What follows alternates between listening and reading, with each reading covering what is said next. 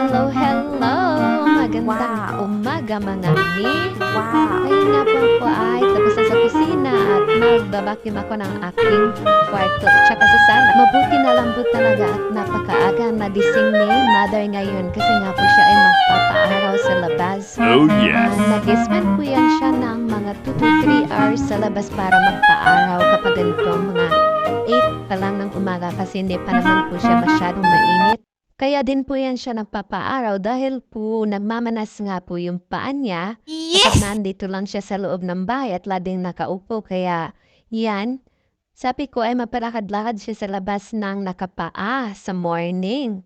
At good thing na sinunod naman po niya. Kaya yan, andun siya sa labas ngayon.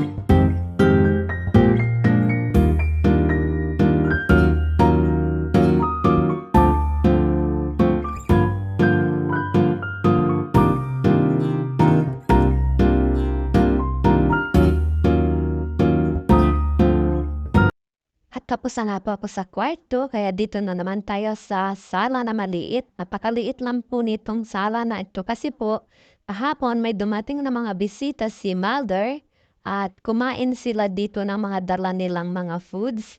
Dito sila kumain, naglatag lang po ako ng soup brown tawagin dito sa kanila.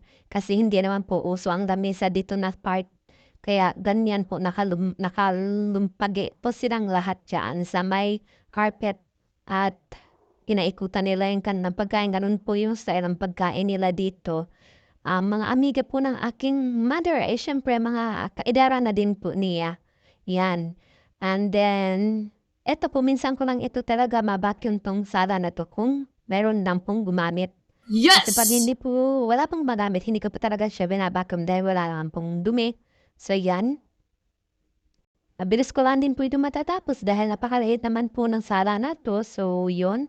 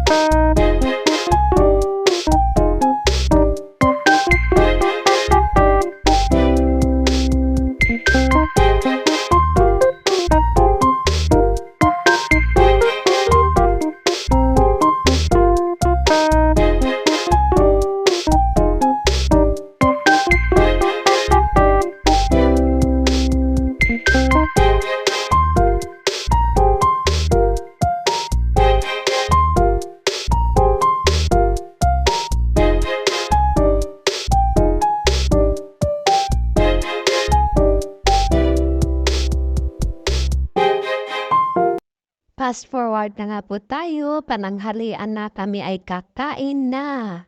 Ang tawag po dito sa amin tanghalian ngayon dahil wala naman kaming rice ay futur. Yan, futur yan po siya pagdating dito sa Arabic. Basta wala pong rice.